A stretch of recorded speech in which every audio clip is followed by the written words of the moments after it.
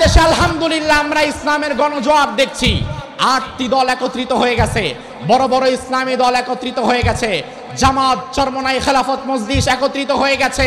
আলহামদুলিল্লাহ, ওলামায়ে কেরাম যদি ঐক্যবদ্ধ হয়, হাত পেতে ভিক্ষা নেওয়া লাগবে না। আগামীর সংসদ ওলামায়ে কেরামরাই নেতৃত্ব দেবে। এদেশের তথাকথিত রাজনীতি যারা করে, তারা কোনোদিন ইসলামী মূল্যবোধকে বিশ্বাস করবে না। তারা কোনোদিন কোরআন সুন্নাহর পক্ষে, আলেম ওলামায়ে কেরামের পক্ষে একটা আইন সংসদে পাশ করবে না। এজন্য আগামীর সংসদে যদি কাদিয়ানীদেরকে কাফের ঘোষণা করা লাগে, আগামী সংসদে যদি নিজের প্রাপ্য বুঝে নেওয়া লাগে, অমুক তমুক নেতার কাছে দাবি জানানো বাদ দিয়ে দাও, কোরআনকে সংবিধান বানায়া সব দলের ওলামায়ে কেরাম হাতে হাত রেখে সংসদে ঢুকে যাও। সংসদের মধ্যে কি আইন পাস করবা সেটা তোমরা নিজেরাই ঠিক করে নাও।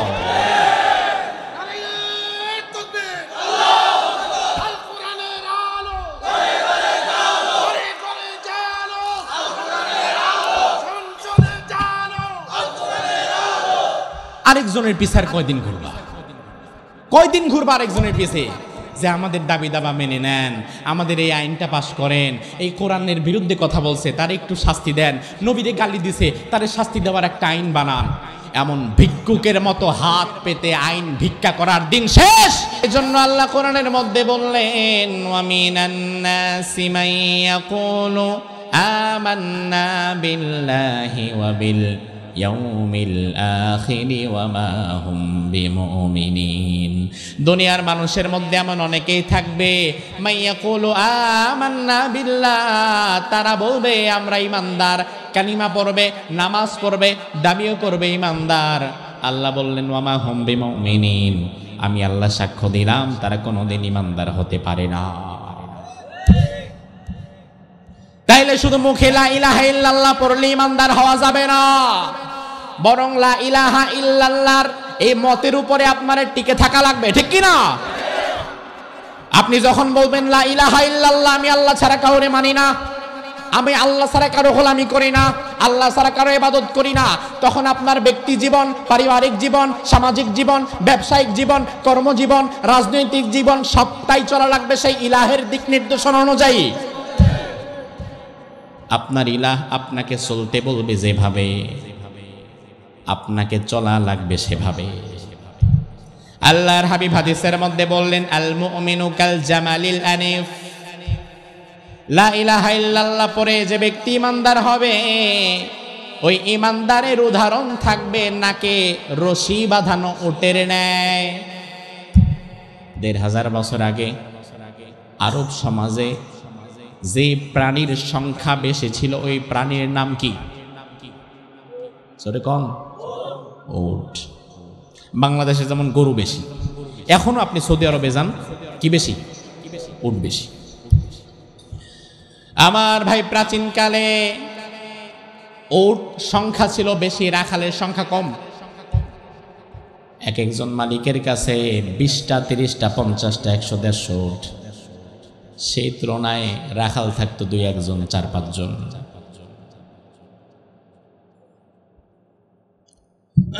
স্বাভাবিকভাবেই মানুষের চাইতে উটের শক্তি বেশি। এখন একজন রাখালের কাছে মালিক উট দিছে 50টা, 30টা, 20টা। উট যদি একটা এক দিকে দৌড় মারে, রাখাল কোনটারে সামলাবে? এই জন্য প্রাচীন জামানায় মালিকেরা বাজার থেকে উট কেনার পরে লোহার আংটা গরম করে উটের নাক ছিদ্র করে ফেলতো। উটের নাক ছিদ্র করে ওই লোহার আংটার মধ্যে রশি বাঁধায়া ওই রশি দিত রাখালের হাতে। উট যতই শক্তিশালী হোক লাভ কি? কারণ নাক তো আর শক্তিশালী না, নাক তো নরম। এই জন্য নরম জায়গায় যখন রশি বাঁধানো থাকতো, এখন রাখাল উটের রশি ধরে যাইতো যেই দিকে, উটেরও যাওয়া লাগতো সেদিকে। রাখাল যদি ডানে যেত, উট ডানে যাওয়া লাগে। রাখাল যদি বামে যায়, উটকেও বামে যাওয়া লাগে। রাখাল যদি দাঁড়ায়, উটও দাঁড়ায়। রাখাল যদি বসে, উটও বসে। তার কারণ ওটটা ভালো করেই জানে আমার রাখাল ডানে গেছে, আর আমি যদি বামে যেতে চাই তাইলে আস্তে করে আমার নাকটা ছিঁড়ে যাবে। আল্লাহর হাবিব বললেন, ইমানদার লা ইলাহা ইল্লাল্লাহ পড়ার পরে তার উদাহরণ ওই নাকে রশি বাঁধানো টেনে নেয়। আল্লাহ তাআলা তার জীবনে লা ইলাহা ইল্লাল্লাহর রশি ফিট করে দিছে, ঈমানের একটা রশি লাগায়া দিছে। এবার আল্লাহ তাআলা বলবেন যেদিকে যেতে তার সেদিকে যাওয়া লাগবে। আল্লাহ ব্যবসা করতে বলবেন যেভাবে, ঈমানদারের ব্যবসা করা লাগবে সেভাবে। আল্লাহ পরিবারটাকে চালাতে বলবেন যেভাবে, ঈমানদারের পরিবার চালাতে হবে সেভাবে। আল্লাহ তাআলা ইনকাম করতে বলবেন যেভাবে, ঈমানদারের ইনকাম করা লাগবে সেভাবে। আল্লাহ তাআলা রাজনীতি করতে বলবেন যেভাবে, ঈমানদারের রাজনীতিটাও করা লাগবে সেভাবে। এটা যদি না হয়, আপনি লা ইলাহা ইল্লাল্লাহ দাবি করার পরে পরিবারটারে পর্দায় চালান না, বউরে নিজের বালেগা মেয়েরে সমাজের মানুষের সাথে বেড়ান, সবার সামনে উপস্থাপন করেন আপনি লা ইলাহা ইল্লাল্লাহ, আল্লাহ ছাড়া কারো হুকুম মানি না, আল্লাহ ছাড়া কারো গোলামি করি না, আল্লাহ ছাড়া আমি কারো আইন মানি না, এই কথার সাক্ষ্য দেওয়ার পরেও আপনি ব্যবসার মধ্যে ঢুকাইছেন সুদ। লা ইলাহা ইল্লাল্লাহ এই সাক্ষ্য দেওয়ার পরে আপনার রাজনীতি হয় দুর্নীতির রাজনীতি, মানুষের হক মারার রাজনীতি। তাইলে বোঝা লাগবে আপনার কালিমা আব্দুল্লাহ বিন উবাইয়ের কালিমার মতো হয়ে গেছে। ওই কালিমার মুখের কথার সাথে বাস্তবের কাজের কোনো মিল নাই। ঈমানদার যদি হতে চান তাইলে কালিমার মুখের কথার সাথে বাস্তবের কাজের মিল থাকার দরকার আছে না নাই? এজন্য আল্লাহ রাব্বুল আলামিন বললেন, ও ঈমানদার সাক্ষ্য দাও, আল্লাহু লা ইলাহা ইল্লা হুয়াল হাইয়ুল কাইয়্যুম, আমি আল্লাহ ছাড়া তোমার কোনো ইলাহা নাই, তোমার কোনো মালিক নাই। বিশ্বনবী বললেন, মান আতা ওয়া হুয়া ক্বালা লা ইলাহা ইল্লাল্লাহ, মান ক্বালা লা ইলাহা ইল্লাল্লাহ খালিসাম মিন কলবিহি ওয়া মাতা আলা যালিক দাখালাল জান্নাহ। কোন বান্দা যদি লা ইলাহা ইল্লাল্লাহ পড়ে, লা ইলাহা ইল্লাল্লাহর উপরে জীবন কাটায় এবং লা ইলাহা ইল্লাল্লাহর উপরে মৃত্যুবরণ করতে পারে, আল্লাহর জান্নাত আল্লাহ ওই বান্দাকে দিয়ে দেবেন। আল্লাহু লা ইলাহা ইল্লা হুয়াল হাইয়ুল কাইয়্যুম লা তাখুযুহু সিনাতুন ওয়ালা নাওম লাহু মা ফিস সামাওয়াতি ওয়া মা ফিল আরদ মান যাল্লাযী ইয়াশফাউ ইনদাহু ইল্লা বিইذনিহি ইয়ালামু মা বাইনা আইদিহিম ওয়া মা খালফাহুম ولا يحيطون بشيء من علمه إلا بما شاء وسع كرسيه السماوات والأرض ولا يؤوده حفظهما وهو العلي العظيم জোরে বলুন আল্লাহু আকবার। আবু হুরায়রা রাদিয়াল্লাহু আনহু বলেন, বিশ্বনবী একদিন আমাকে বাইতুল মালের যাকাত পাহারার দায়িত্বে নিয়োজিত করলেন। মুসলমানদের রাষ্ট্রীয় যে ব্যাংক, ওই ব্যাংকের নাম বাইতুল মাল। ওই ব্যাংকের নাম, ওই ব্যাংকটা চলতো সুদ দিয়ে, হ্যাঁ নাকি যাকাত দিয়ে? মুসলমান দেশের অর্থনৈতিক ব্যবস্থা সুদ ভিত্তিক হবে না, হবে যাকাত ভিত্তিক। আর আপনার দেশে হয়েছে কোনটা? এই দেশের মুসলমান নামাজও পড়ে আবার সুদও খায়। ওই যে আমার আগে অতিথি সাহেব কথায় কথায় বলে গেলেন, বাংলাদেশের মতো পৃথিবীর অন্য কোন দেশে এত ওয়াজ মাহফিল নাই, এত মানুষকে দ্বীনের দাওয়াতের প্রতি, তাবলীগের প্রতি ডাকে, এমন কোন নজির নাই। তাহলে বাংলাদেশে এত ওয়াজ নসিহত, এত নামাজ রোজা থাকার পরেও আমাদের পরিবর্তন হয় না কেন? আমার ভাই, তার কারণ হচ্ছে এই দেশের মুসলমানদের মধ্যে নামাজ রোজা হজ যাকাত যতটুকু আছে আছে, তবে ঈমানের মধ্যে মূলত ভেজাল আছে। ভেজাল তো আসল জায়গায়। এখন ঈমানে যার ভেজাল, ওই লোক নামাজও পড়বে, শুধু খাবে, সুদও খাবে আবার হজেও যাবে, হজ থেকে ফিরে এসে সুদের ব্যবসা আবার আগের মতোই চালাবে, এমন হাজি আছে না নাই? লাভ কি? তার থেকে আপনি কি আশা করেন? ও তো ইমানই বোঝে নাই। আমার ভাই আবু হুরায়রা বলেন, বিশ্বনবী একদিন আমাকে যাকাত পাহারা দেওয়ার জন্য নিযুক্ত করলেন। অনেকগুলো যাকাত কালেকশন হয়ে গেছে। এই যাকাতগুলো বাইতুল মাল একটা ঘরের মধ্যে রাখা হয়েছে। এই ঘরের চাবিটা রাসূল বলেন, আবু হুরায়রা, ভেতরে যত সম্পদ আছে এই চাবিটা তুমি রাখো, রাতের বেলা চোট্টর আসতে পারে। আবু হুরায়রা রাদিয়াল্লাহু আনহু চাবিটা নিয়ে রাত্রিবেলা মুসলমানদের সম্পদ বাইতুল মাল পাহারা দিচ্ছে। চিন্তা করছে যে এভাবে জেগে জেগে দাঁড়িয়ে থেকে পাহারা দেওয়া তো কঠিন, ঘুমিয়ে পড়ি। আবার চিন্তা করলো, না, ঘুমায় যাওয়া ঠিক হবে না, তাহলে পাহারায় ঘাটতি হবে। আরেক কাজ করা যায়, জেগে জেগে পাহারা না দিয়ে আমি নামাজে দাঁড়াই, নামাজও হইল পাহারাও হইল, এক কামে দুই কাম। কারণ সাহাবায়ে কেরাম সময় পেলেই এটাকে আখিরাতের জন্য কাজে লাগাতেন। আবু হুরায়রা নামাজে দাঁড়িয়ে গেছে।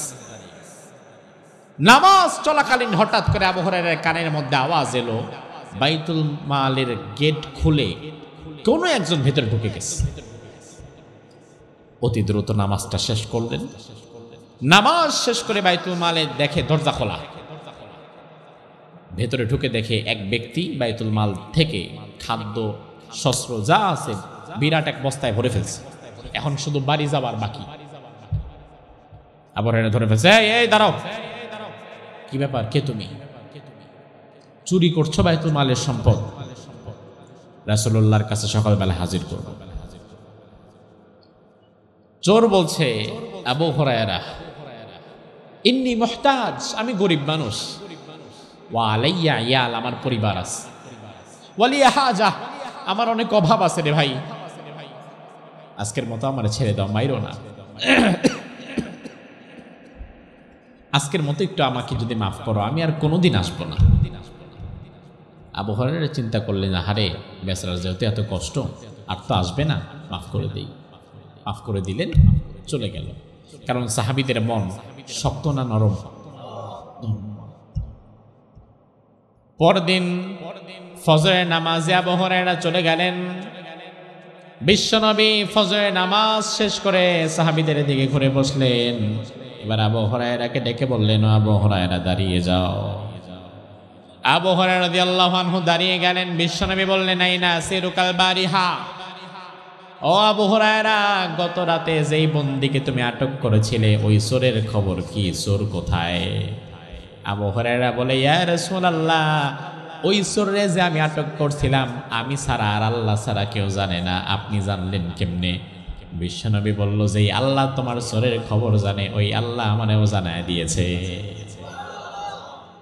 আমিও জেনে গিয়েছি চোর কোথায়।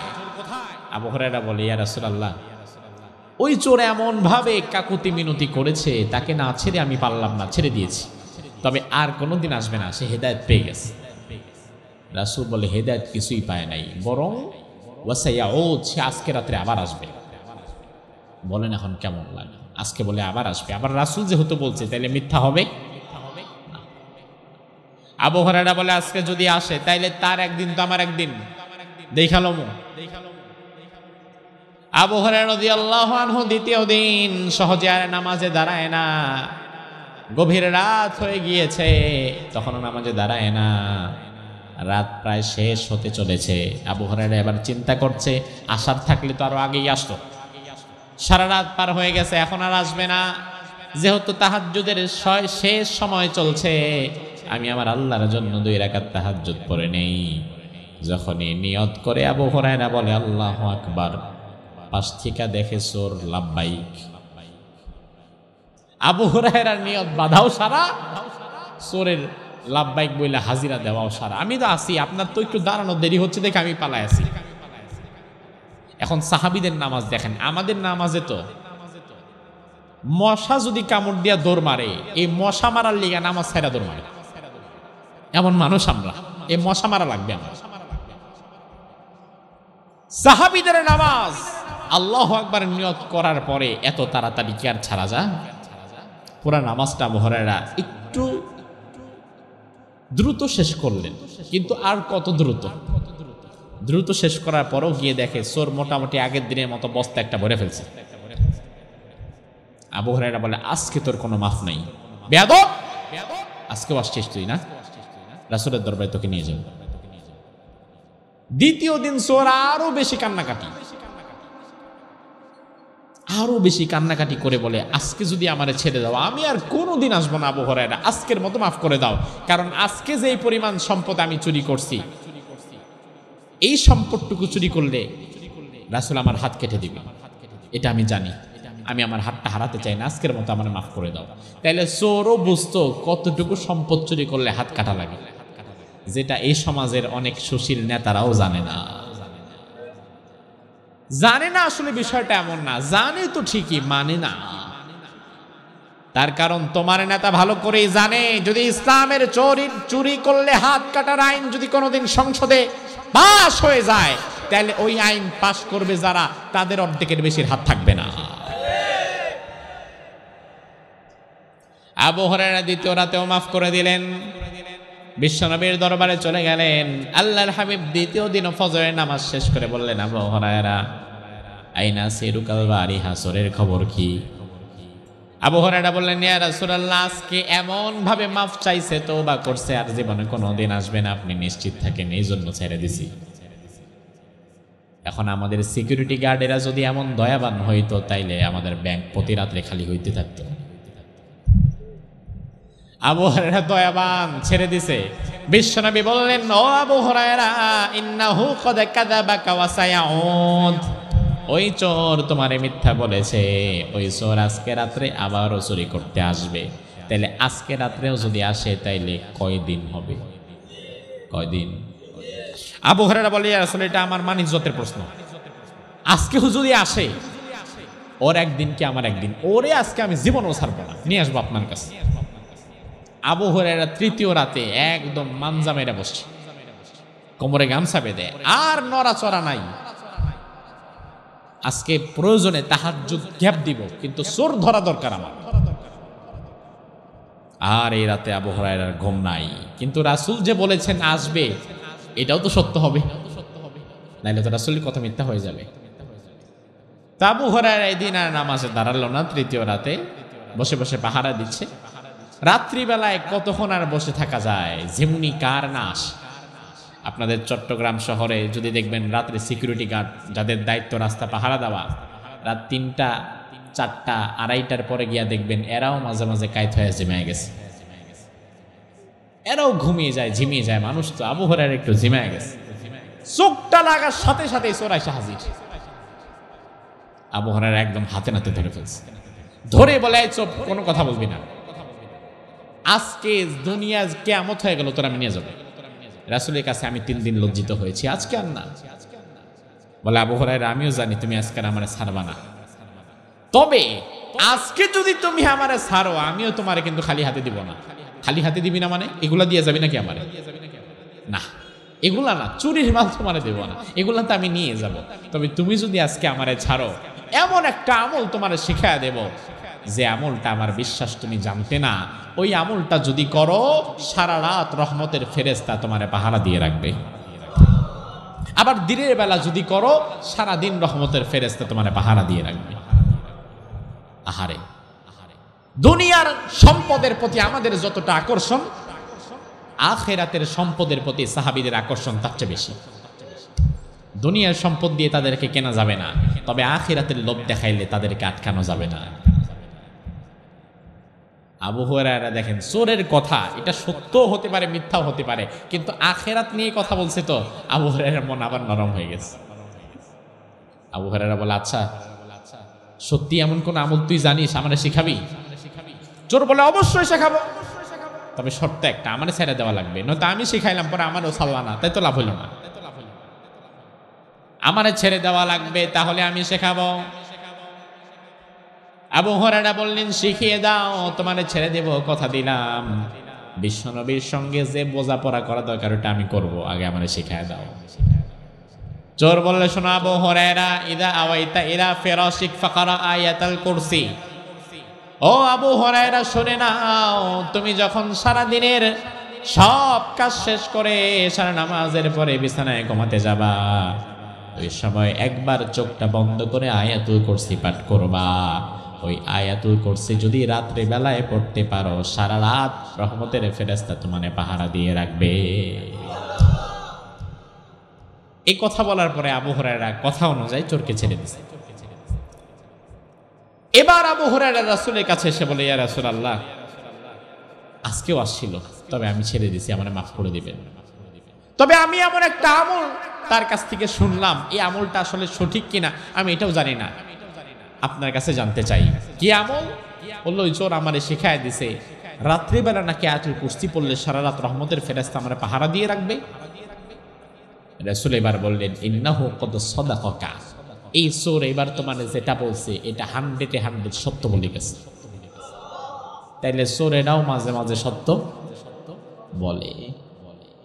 রাসূল বললেন, এই চোর তোমারে যা বলেছে সত্য বলেছে, ওয়া হুয়া কাযুব, তবে সারা জীবনে এছাড়া যা বলছে সব মিথ্যা বলছে। আবু হুরায়রা, তুমি কি জানো এই চোরকে? আবু হুরায়রা বলে, না, কে? এটা তো মদিনায় দেখিও নাই আগে, মদিনার বাইরে থেকে আসছে বোধহয়। রাসূল কয়, শুধু মদিনার বাহির থেকে না, যাকা শয়তান, এটা হচ্ছে ইবলিস শয়তান। চোরের বেশ ধরে আসছিল, তুমি যদি তার ধরে রাখতে পারতা তাহলে সাহাবীরাও তারে দেখত, কিন্তু ওই যে আয়াতুল কুরসির আমল শিখায় দিয়ে সে আস্তে করে প্রকার পার।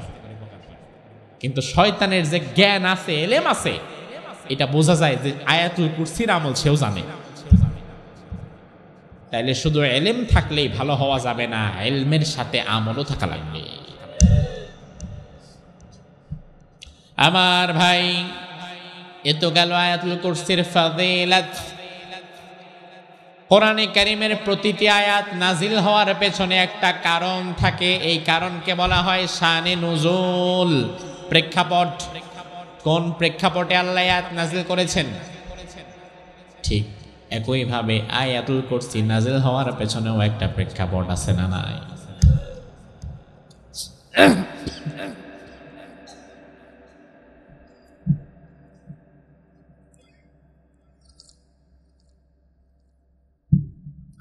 মদিনার ইহুদিরা রাসূলের কাছে একদিন এসে বলে, ইয়া রাসূলুল্লাহ, মুসলমানরা আপনাকে আল্লাহর রাসূল হিসেবে সাক্ষ্য দেয়, আমরা দেই না। তবে আপনি যে আমাদের কাছে আল্লাহর কথা বলেন, আল্লাহর নাকি বিশাল সাম্রাজ্য, সব আল্লাহর অমুক তমুক নানান কথা বলেন। আজকে আমরা এসেছি, সিফ লানা রব্বাক, আয়া নাম, আপনার রবের পরিচয় দেন। আপনার রব কি খায় নাকি ঘুমায়? আপনার রব করেটা কি? নাউজুবিল্লাহ বলবেন। আচ্ছা, আমাদের যেমন খাওয়া লাগে, ঘুমানো লাগে, বিশ্রাম নেওয়া লাগে, আমাদের রব আল্লাহরও কি এসব লাগে? আল্লাহর কি কোনো ঘুম লাগে, খাওয়া লাগে? না। ফাআনজালাল্লাহু তাআলা আয়াতুল কুরসি, ওই ইহুদিদের কথার প্রেক্ষিতে তাদের কথার জবাব দেওয়ার জন্য আল্লাহ তাআলা আয়াতুল কুরসি নাযিল করে দিলেন। এই যে কুরসি, আয়াতুল কুরসি মানে হচ্ছে কুরসির আয়াত। আয়াতুল কুরসি মানে, জোরে বলেন, আয়াতুল কুরসি মানে কুরসির আয়াত। কুরসি মানে কি? হ্যাঁ, চেয়ার। আসলে আরবি ভাষায় কুরসি শব্দের অর্থ হচ্ছে চেয়ার। এই যে এটাও কুরসি, চেয়ার, সিংহাসন যা আছে এগুলো সবই কুরসি। তবে আমার ভাই, একটা মজার বিষয় আজকে শুনে যান। আয়াতুল কুরসির মধ্যে যেই কুরসি, এই কুরসি বলতে আল্লাহর সিংহাসন কিংবা কোন চেয়ারকে বোঝানো হয় নাই। তাফসীর ইবনে কাসির প্রণেতা বলেন, আয়াতুল কুরসির মধ্যে যেই কুরসি, এই কুরসি হচ্ছে আল কুরসিয়্যু মাওদিউ কদামাই। আয়াতুল কুরসির মধ্যে যেই কুরসির কথা আল্লাহ বলেছেন, এই কুরসিটা মূলত আমার আল্লাহ তাআলার পা রাখার জায়গা। এত আস্তে সুবহানাল্লাহ কইলেন? হ্যাঁ, তার কারণও আছে। চিন্তা করলেন, আচ্ছা, পা রাখার জায়গা কুরসি, পা রাখার জায়গা আর কতটুকু হয়? আমাদের পা রাখার জায়গা আর আল্লাহর পা রাখার জায়গা কি এক? এবার আপনার বিবেক আমি খুলে দিচ্ছি যে আল্লাহর পা রাখার জায়গা ওই কুরসি কত বড়। রাসূল বলেন, শোনো উম্মতেরা, আল্লাহর কুরসি পা রাখার জায়গাকে ছোট মনে করে ভুল করবা না। সাহারা মরুভূমির মাঝে একটি ছোট্ট আংটি যদি ফেলে দাও, ওই আংটিটা মরুভূমির মাঝে যতটা ছোট, ঠিক আকাশ ও জমিনকে আল্লাহর কুরসির মধ্যে ফেলে দিলে আকাশ ও জমিন আল্লাহর কুরসির মধ্যে ততটা ছোট। বোঝাই আপনাকে, সাহারা মরুভূমি গোটা পৃথিবীর সবচেয়ে বড় মরুভূমি। ওই মরুভূমির আয়তন হচ্ছে 92 লাখ বর্গ কিলোমিটার। কত? 92 লাখ। বাংলাদেশের আয়তন 1,47,570 বর্গ মাইল। বাংলাদেশের চাইতে 62 গুণ বড় হচ্ছে সাহারা মরুভূমি। বিশ্বনবী বলেন ওই সাহারা মরুভূমির মধ্যে লক্ষ্য করেন এই যে ছোট্ট একটা আংটি, আংটির সাইজ তো স্বাভাবিকত এরকমই হয়, এত বড় হয় না।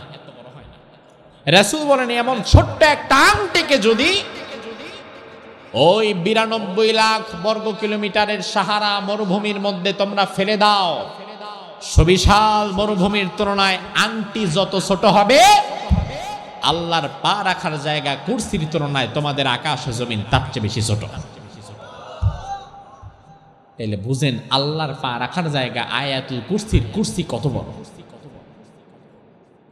কুরসি যদি এত বড় হয় তাইলে আল্লাহ যেখানে বসেন আরশ, ওই আরশ কি আরো ছোট না বড়? আর রহমানু আলাল আরশি ইস্তাওয়া। বিশ্বনবী বললেন বাল কুরসিয়ু ফিল আরশি ইল্লা কাহালকাতিম মুলকাতিন ফি ফারাতিম মিনাল আরদ। আকাশ ও জমিনের তুলনায় আল্লাহর পা রাখার জায়গা কুরসিটা যত বড়, আবার কুরসির তুলনায় আল্লাহর আরশটাও ঠিক তত বড়। আর সেই আরশের উপরে যিনি সমাসীন আছেন তিনি কে? সে আল্লাহ রাব্বুল আলামিন বলছে বান্দা আল্লাহু লা ইলাহা ইল্লা হুয়াল হাইয়ুল কাইয়্যুম। আল্লাহ তাআলা আয়াতুল কুরসি শুরুই করেছেন তার নাম দিয়ে। আমার ভাই লক্ষ্য করেন আল্লাহ রাব্বুল আলামিনের সবচাইতে প্রিয় নাম হচ্ছে আল্লাহ। আল্লাহর সবচাইতে প্রিয় নাম কি? আল্লাহ নামটা ছাড়াও আমার আল্লাহর আরো 99টি গুণবাচক নাম আছে না নাই? আজিজ আল্লাহর নাম, রহিম আল্লাহর নাম, রহমান আল্লাহর নাম, গফুর আল্লাহর নাম, কহার আল্লাহর নাম, মালিক আল্লাহর নাম, সব আল্লাহর নাম। তবে এই সব নামের মধ্যে আল্লাহ তাআলার মোস্ট ফেভারিট সবচাইতে প্রিয় নাম হচ্ছে আল্লাহ। আল্লাহর সবচাইতে প্রিয় নাম কি? জবান খুলে একবার বলেন আল্লাহর সবচাইতে প্রিয় নাম কি? কেন আল্লাহ তাআলার অতি পছন্দের নাম আল্লাহ? তার কারণ আমি দেখলাম আল্লাহ শব্দটা লেখার জন্য আরবিতে 4টা অক্ষর দরকার। আলিফ লাম লাম হা, এই 4টা অক্ষর মিলে হয় আল্লাহ।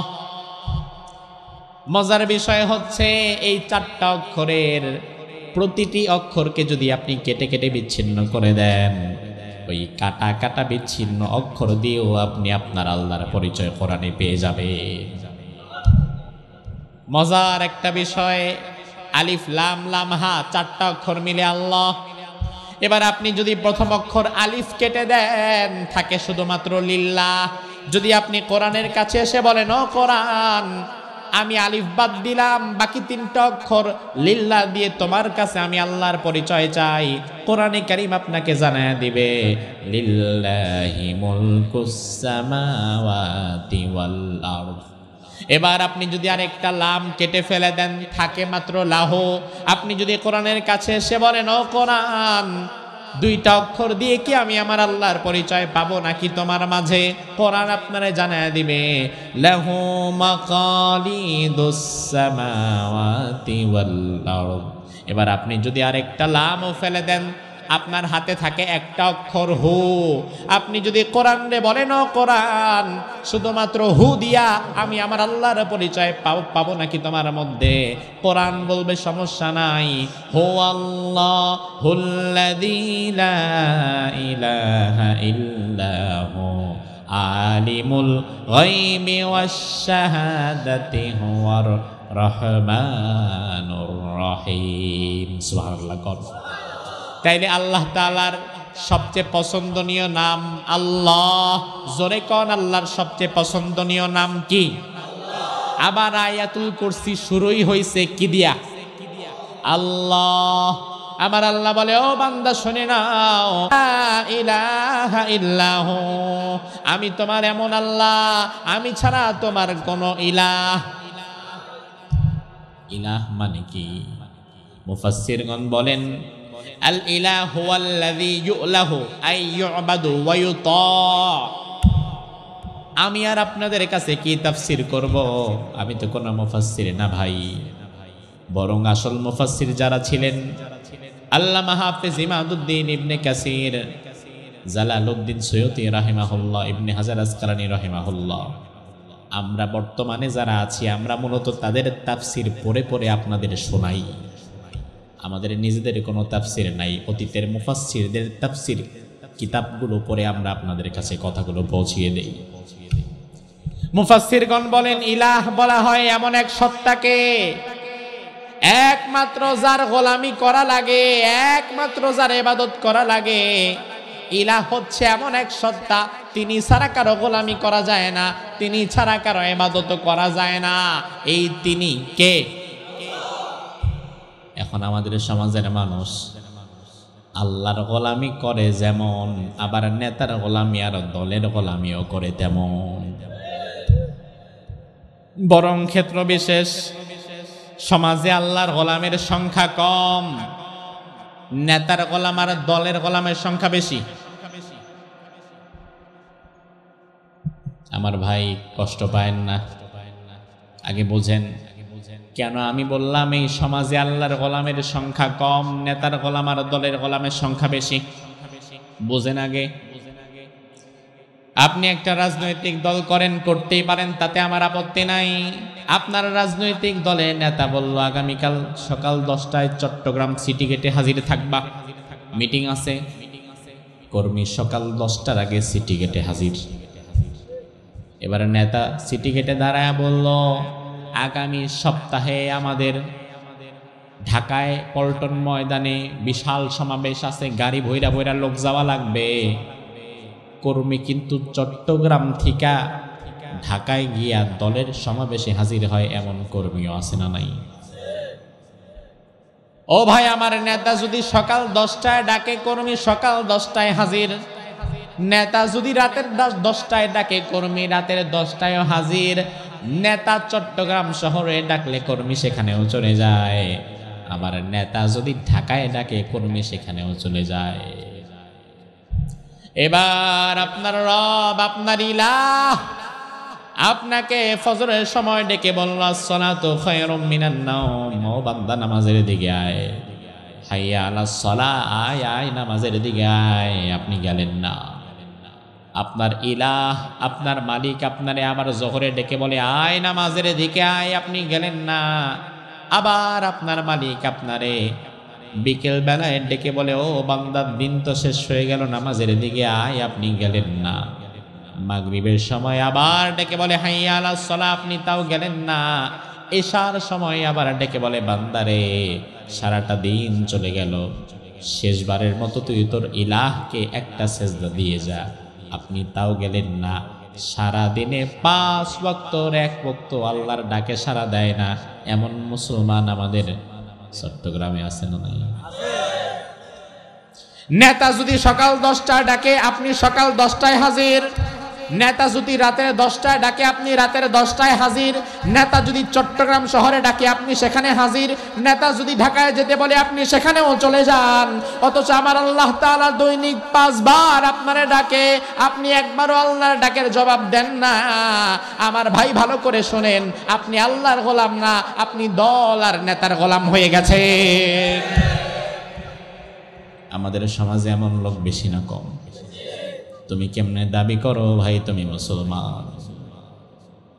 সে আল্লাহ রাব্বুল আলামিন বললেন, আল্লাহু লা ইলাহা ইল্লাহু, আমি এমন আল্লাহ, আমি ছাড়া তোমার কোনো ইলাহ। এই ইলাহকে বলা হয় কালিমাতুত তাওহীদ। এই ইলাহের ঘোষণা দিয়ে আপনারা ইসলাম গ্রহণ করা লাগে। এই জন্য আমরা যেই কালিমা পড়ি, আমাদের কালিমার মধ্যে লা ইলাহা ইল্লাল্লাহ শব্দটা আছে না নাই? ইলাহের সাক্ষ্য দেওয়া ছাড়া আপনি ইমানদারি হতে পারবেন না। এই মুহূর্তে চাকতায়ের মাহফিলের পাশ থেকে একজন হিন্দু ভাই হেঁটে যাচ্ছে।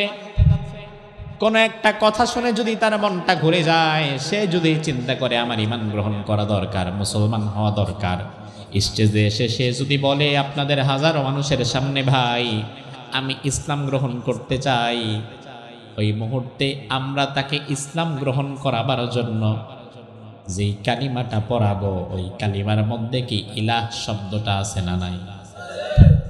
লা ইলাহা। ও ভাই, আমার ইমান যদি আনতে চান, লা ইলাহা ইল্লাল্লাহর সাক্ষ্য দেওয়া ছাড়া ইমানদার হতে পারবেন না। ইমানদার হতে গেলে ইলাহ আল্লাহকে মানাই লাগবে, লা ইলাহা ইল্লাল্লাহর কালিমা পড়াই লাগবে। লা ইলাহা ইল্লাল্লাহ, আল্লাহ ছাড়া আমার কোনো ইলাহ নাই, মালিক নাই, বিধানদাতা নাই, আইনদাতা নাই, এই সাক্ষ্য আপনারা দেওয়াই লাগবে। তারপরে ইমানের ভেতরে আপনি প্রবেশ করলেন। তবে আমার ভাই, লা ইলাহা ইল্লাল্লাহ ছাড়া ইমানদার হওয়া যাবে? সবাই বলেন, লা ইলাহা ইল্লাল্লাহ ছাড়া ইমানদার হওয়া যাবে? আবার লা ইলাহা ইল্লাল্লাহ পড়লেই কেবলমাত্র ইমানদার হওয়া যাবে না। কথাটা একটু ব্যাখ্যা সাপেক্ষ, ভালো করে বোঝেন কি বললাম আমি। শুধুমাত্র লা ইলাহা ইল্লাল্লাহ পড়লেও ইমানদার হওয়া যাবে না, আবার লা ইলাহা ইল্লাল্লাহ ছাড়াও ইমানদার হওয়া যাবে না। ও ভাই আমার, তার কারণ হচ্ছে লা ইলাহা ইল্লাল্লাহ শুনতে একই রকম হলেও ব্যক্তি বিশেষ লা ইলাহা ইল্লাল্লাহ কিন্তু ভিন্ন হয়ে যায়। আবু বকর ঈমান এনেছে, আবু বকরের কালিমা ছিল লা ইলাহা ইল্লাল্লাহ। জোরে কোন, আবু বকরের কালিমা কি? ওমরের কালিমা কি? এই কালিমা পড়ে তারা জান্নাতি হয়ে গেছে। আবার অন্যদিকে লা ইলাহা ইল্লাল্লাহর কালিমা পড়ার পরেও আব্দুল্লাহ বিন উবাইদা কিন্তু জাহান্নামে যাওয়া লাগছে। তার মানে ভাই, উভয়ের কালিমা শুনতে এক হলেও আসলে এক ছিল না। এই যে এখন আমরা হাজারো মানুষ মাহফিলে ওয়াজ শুনছি, আমাদের সবার কালিমা লা ইলাহা ইল্লাল্লাহ, সবাই সাক্ষ্য দিয়ে আমরা ঈমান এনেছি। আমাদের বাংলাদেশে একটা সম্প্রদায় আছে, ওই সম্প্রদায়ের নাম কাদিয়ানী সম্প্রদায়। নাম শুনছেন? শুনছেন? কাদিয়ানী মানে এমন এক দল যাদের সাথে আমাদের অমিলের জায়গা খুবই সামান্য, মিলের জায়গা বেশি। ঢাকার বকশীবাজারে কাদিয়ানীদের মসজিদ আছে, তারা আমাদের মতো নামাজ পড়ে, রোজা রাখে, হজ করে, যাকাত দেয়, আজান দেয়। আমাদের কালিমার কাদিয়ানীদের কালিমা একই, আমাদের কোরআন আর কাদিয়ানীদের কোরআন একই, সব আমাদের সাথে মিলে যায়। শুধুমাত্র কাদিয়ানী বেঈমান, কাদিয়ানী কাফের এই কারণে, কারণ কোরআনে আল্লাহ বলেছেন, মা কানা মুহাম্মাদুন আবা আহাদিম মির রিজালিকুম ওয়ালাকিন রাসূলুল্লাহি ওয়া খাতামান নাবিয়্যিন। আমার নবী দুনিয়ার কোন পুরুষের পিতা নয়, আমার নবী হচ্ছে আখিরে জামানার নবী। আমার নবীর পরে দুনিয়াতে আর কোন নবী আসবে। কাদিয়ানী বলে, আমি পুরা কোরআনের 30 পারা সব মানলাম, তবে বিশ্ব নবী, শেষ নবী এটা মানলাম না। তার কারণ আমাদের কথা হচ্ছে গোলাম আহমদ কাদিয়ানী নবীর পরে আরেকজন ছোটখাটো নবী। আরো জোরে কন।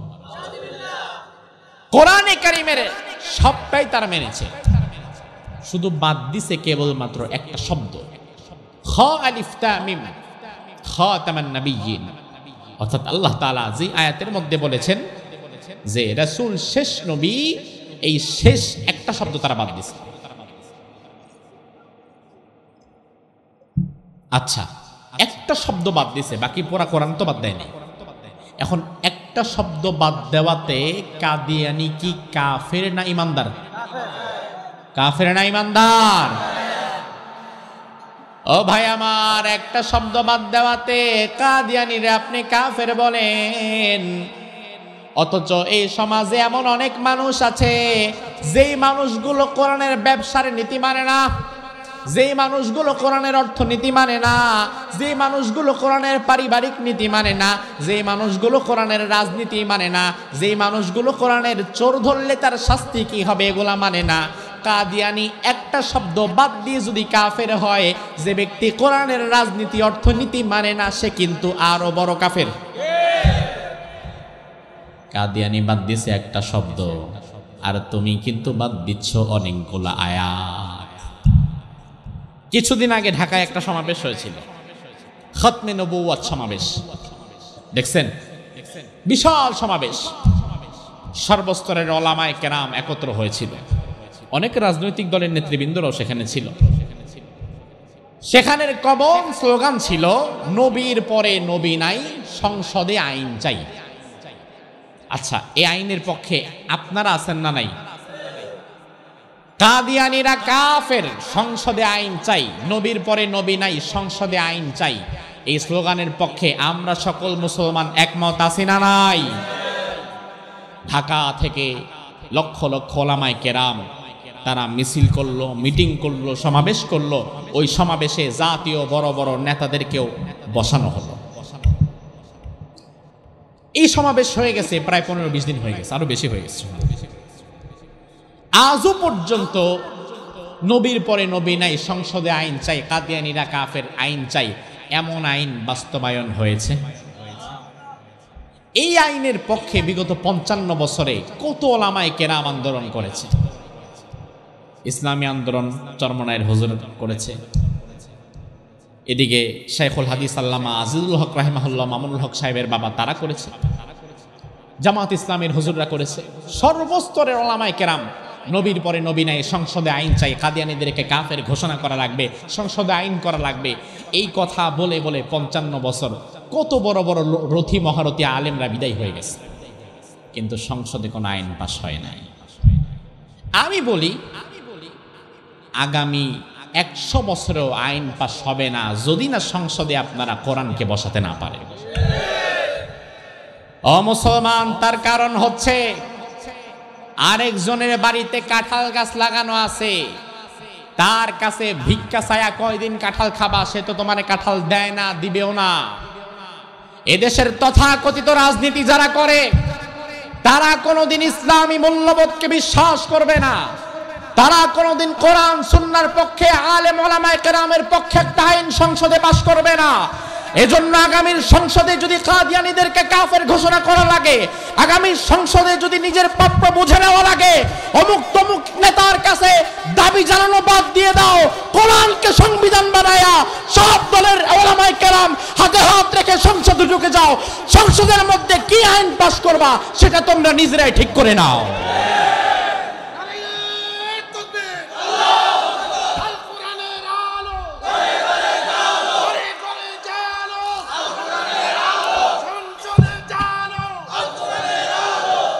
আরেকজনের পিছার কয়দিন ঘুরবা, কয়দিন ঘুরবা আরেকজনের পিছে, যে আমাদের দাবি দাবা মেনে নেন, আমাদের এই আইনটা পাশ করেন, এই কোরআনের বিরুদ্ধে কথা বলছে তার একটু শাস্তি দেন, নবীরে গালি দিছে তারে শাস্তি দেওয়ার একটা আইন বানান।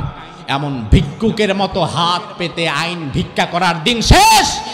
আগামীতে বাংলাদেশে আলহামদুলিল্লাহ আমরা ইসলামের গণজোয়ার দেখছি। বাংলাদেশে এই মুহূর্তে 8টি দল একত্রিত হয়ে গেছে, বড় বড় ইসলামী দল একত্রিত হয়ে গেছে, জামাত, চরমনাই, খেলাফত মজলিস একত্রিত হয়ে গেছে। আলহামদুলিল্লাহ ওলামায়ে কেরাম যদি ঐক্যবদ্ধ হয়, ভিক্ষুকের ঝুলি নিয়ে আর কারো কাছে আইন হাত পেতে ভিক্ষা নেওয়া লাগবে না। আগামীর সংসদ ওলামায়ে কেরামরাই নেতৃত্ব দেবে।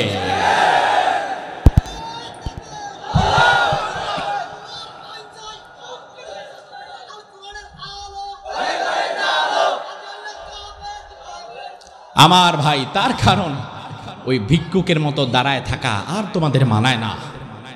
এবার সময় এসেছে নিজের হিসাবটা বুঝে নাও, নিজের প্রাপ্যটা বুঝে নাও।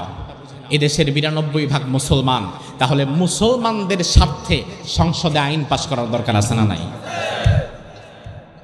আমার ভাই, যেটা বলছিলাম, লা ইলাহা ইল্লাল্লাহ পড়লে ইমানদার হওয়া যায় না, আবার লা ইলাহা ইল্লাল্লাহ পড়া ছাড়াও ইমানদার হওয়া যায় না। ইমানদার হবে ওই ব্যক্তি যে লা ইলাহা ইল্লাল্লাহ পড়বে, আল্লাহ ছাড়া আমার কোনো ইলাহ নাই, কোনো মালিক নাই, কোনো আইনদাতা নাই, কোনো বিধানদাতা নাই।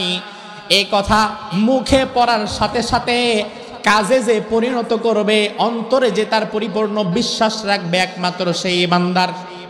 আর যে ব্যক্তি শুধু মুখে পড়বে লা ইলাহা ইল্লাল্লাহ, আল্লাহ ছাড়া আমার কোনো মালিক নাই, আল্লাহ ছাড়া আমি কারো হুকুম মানি না, আল্লাহ ছাড়া আমি কারো গোলামি করি না, এটা শুধু মুখেই পড়বে, কাজে পরিণত করবে না, ওই ব্যক্তি আর যাই হোক ইমানদার হতে পারবে না।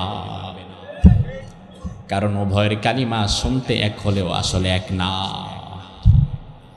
মিশরের একজন বিখ্যাত মুফাসসির ছিলেন সৈয়দ কুতুব। তিনি একটা তাফসীর লিখলেন, তাফসীরে নাম দিলেন তিনি তাফসীর ফি জিলালিল কোরআন। আমি রমজানে মিশর সফর করেছিলাম। ওই মিশরের বিখ্যাত মুফাসসির তাফসীর লিখলেন তাফসীর ফি জিলালিল কোরআন। ওই তাফসীরের মধ্য দিয়ে যুব সমাজ পরিবর্তন হয়ে গেল। মিশরের তৎকালীন বাদশা ছিল জামাল আব্দুন নাসের, জালিম। এই কথা বলবেন না, চাওয়ালা পানওয়ালা একটা কথাও চলবে না। জামাল আব্দুন নাসের ছিল মিশরের তৎকালীন জালিম প্রেসিডেন্ট, তার উপরে কেউ কথা বলতে পারত না। হঠাৎ করে তাফসীর ফি জিলালিল কোরআন পড়ে মিশরের যুবকেরা সিদ্ধান্ত নিল, এই মিশরে আমরা জামাল আব্দুন নাসেরের বাপের আইনে চলতে দেব না, জামাল আব্দুন নাসেরের নিজের আইনেও চলতে দিব না, বরং মিশরের জমিন যেহেতু আল্লাহর, এই জমিনে আইনও চলবে কার? আমাদের বানিয়েছেন কে? আমরা কোন পথে চলবো সেটা কারো বাবা ঠিক করবে না, সেটা ঠিক করবেন কে? মিশরের যুব সমাজ যখন রাস্তায় নেমে গেল, জামাল আব্দুন নাসের বলল, কি ব্যাপার? হঠাৎ করে মিশরের যুবকেরা খেপে গেল কেন, রাস্তায় নামলো কেন? গোয়েন্দা বিভাগের লোকেরা বলল, হুজুর, তার কারণ হচ্ছে এমন একজন মুফাসসিরের আবির্ভাব হয়েছে যে তাফসীরের মাধ্যমে মিশরের পথহারা যুবকদেরকে দ্বীনের পথে নিয়ে আসছে। জামাল আব্দুন নাসের বলল, এই মুফাসসিরে ধরে আনো। এটা চিরাচরিত নিয়ম, যেই মুফাসসিরের তাফসীরে সমাজ পরিবর্তন হয়, যার তাফসীর শুনে মানুষ ইসলামে প্রবেশ করে, যার তাফসীর শুনে পথহারা যুব সমাজ পথের দিশা খুঁজে পায়। যুগে যুগে এমন মুফাসসিরদেরকে জেলের ভেতরে হত্যা করা হয়েছে। জামাল আব্দুন নাসেরের কথায় সৈয়দ কুতুব রহিমাহুল্লাহ তাকে ধরে আনা হলো জেলখানায়। বলা হলো, তুমি এমন তাফসীর লিখেছো, তোমার তাফসীর পড়ে এখন মিশরের যুব সমাজ আল্লাহর আইন চায়, তারা আর আমার আইনে চলতে চায় না, আমি যেভাবে চালাবো সেভাবে চলতে চায় না, তারা আল্লাহর এবং রাসূলের বিধান মতো চলতে চায়। এই জঘন্য অপরাধ তুমি যেহেতু করেছো, তোমার আর বেঁচে থাকার অধিকার নাই, যাও, তোমার মৃত্যুদণ্ড দিয়ে দিলাম। 2-4-5 দিন পরে তার ফাঁসি হয়ে যাবে, ফাঁসিতে মৃত্যুদণ্ড হয়ে যাবে। ফাঁসির ঠিক আগ মুহূর্তে মিশর যেহেতু মুসলিম কান্ট্রি, জামাল আব্দুন নাসের নিজেও মুসলমান, মিশরের সব লোক মুসলমান। ও ভাই আমার, দেখেন কালিমা যে পার্থক্য হয়। জামাল আব্দুন নাসেরের দেশে মিশরে যে জেলখানা ছিল, বাংলাদেশে চট্টগ্রামে যে কারাগার আছে, এই কারাগারের ভেতরে কয়েদিদের নামাজ পড়ার জন্য আলাদা মসজিদ আছে না নাই? কারণ প্রতিটা মুসলিম দেশে কয়েদিদের নামাজের জন্য জেলখানার ভেতরে এই মসজিদ আছে। ওই কারাগার মসজিদ যেহেতু আছে, মসজিদের ভেতরে নামাজ পড়াবার জন্য একজন ইমামও আছে না নাই? জামাল আব্দুন নাসেরের কারাগারে মসজিদ ছিল, মসজিদের ইমামও ছিল। আজকে বিখ্যাত মুফাসসির সৈয়দ কুতুবের ফাঁসি হয়ে যাবে। কারাগার মসজিদের ইমাম ফাঁসির কয়েক ঘন্টা আগে সৈয়দ কুতুবের কাছে এসেছে, হাতের মধ্যে এমন একটা কোরআন নিয়ে এসেছে। এসে বলে, হুজুর, আমি কারাগার মসজিদের ইমাম, আমাকে পাঠানো হয়েছে আপনার জন্য। আমার জন্য কেন? আমার তো একটু পরে ফাঁসি দিবে, আমার আবার কি দরকার? ইমাম সাহেব বলল, হুজুর আমি মসজিদে নামাজ পড়াই, এই সাথে সাথে আমার আরেকটা দায়িত্ব হচ্ছে, কোনো আসামির যদি মৃত্যুদণ্ড দেওয়া হয়, মৃত্যুদণ্ড কার্যকর হওয়ার আগে তারে আমি একবার কালিমাটা পড়ায় দেই। জামাল আব্দুল নাসেরের কারাগার মসজিদের ইমাম বলল, আমি যদি কালিমা পড়াই তাইলে সারা মাসে আমি কয়জন ফাঁসির আসামির এই কালিমা পড়ালাম এটা আবার হিসাব রাখা হয়, ওই হিসাবে আবার আমারে এক্সট্রা কিছু উপরিও দেওয়া হয়, এটা হচ্ছে আমার পার্ট টাইম ইনকাম। এবার সৈয়দ কুতুব রহিমাহুল্লাহ তার হাত থেকে কোরআনটা নিজের হাতে নিয়ে বললেন, ও ভাই তুমি চলে যাও। তার কারণ হচ্ছে একই কালিমা তুমি পড়া, ওই কালিমার বিনিময়ে জালিম শাসক তোমারে টাকা দেয়, পয়সা দেয়, আর ওই কালিমার ব্যাখ্যা লেখার কারণে যেহেতু জালিম আমারে ফাঁসি দেয়, চাইলে বোঝা লাগবে দুইজনের কালিমা শুনতে এক হলেও আসলে মনত এক না। তোমার কালিমা আর আমার কালিমা এক কালিমা না রে ভাই। আমার কালিমা আমারে ফাঁসির রশিতে ঝুলায়, আর তোমার কালিমা তোমারে হালুয়া রুটির ব্যবস্থা করে দেয়। আমার ভাই, জন্য আল্লাহ কোরআনের মধ্যে বললেন, ওয়া মিনান নাসি মান ইয়াকুলু আমান্না বিল্লাহি ওয়া বিল ইয়াউমিল আখিরি ওয়া মা হুম বিমুমিনিন। দুনিয়ার মানুষের মধ্যে এমন অনেকেই থাকবে, মান ইয়াকুলু আমান্না বিল্লাহ, তারা বলবে আমরা ইমানদার, কালিমা পড়বে, নামাজ পড়বে, দাবিও করবে ইমানদার। আল্লাহ বললেন, ওয়া মা হুম বিমুমিনিন, আমি আল্লাহ সাক্ষ্য দিলাম তারা কোনোদিন ইমানদার হতে পারে না। তাইলে শুধু মুখে লা ইলাহা ইল্লাল্লাহ পড়লে ইমানদার হওয়া যাবে না, বরং লা ইলাহা ইল্লাল্লাহর এই মতের উপরে আপনার টিকে থাকা লাগবে, ঠিক কি না?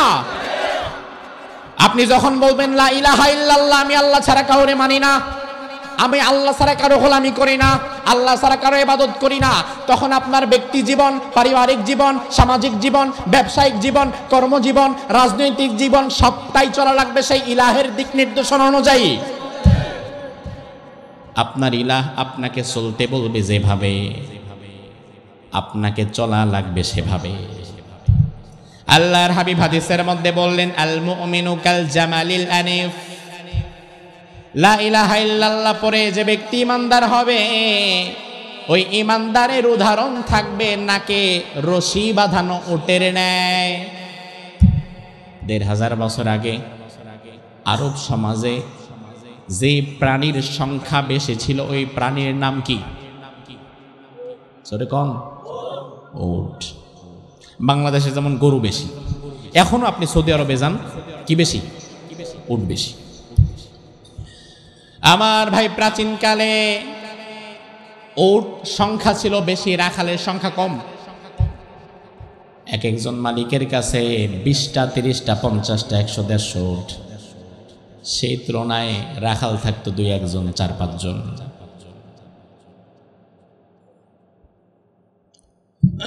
স্বাভাবিকভাবেই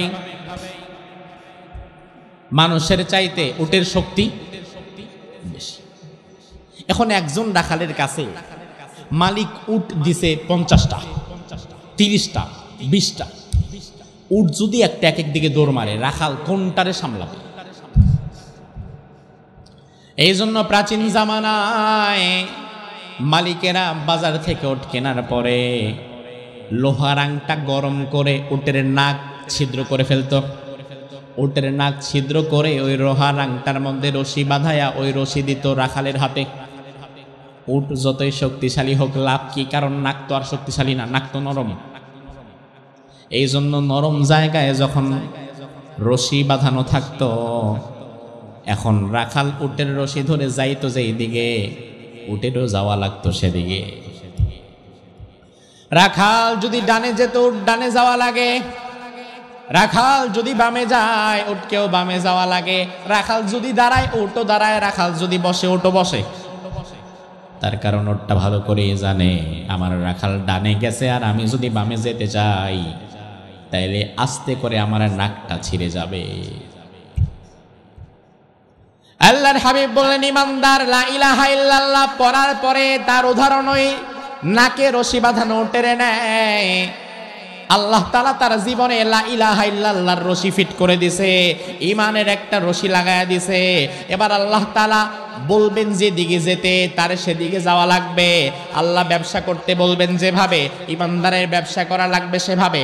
আল্লাহ পরিবারটাকে চালাতে বলবেন যেভাবে, ঈমানদারের পরিবার চালাতে হবে সেভাবে। আল্লাহ তাআলা ইনকাম করতে বলবেন যেভাবে, ঈমানদারের ইনকাম করা লাগবে সেভাবে। আল্লাহ তাআলা রাজনীতি করতে বলবেন যেভাবে, ঈমানদারের রাজনীতিটাও করা লাগবে সেভাবে।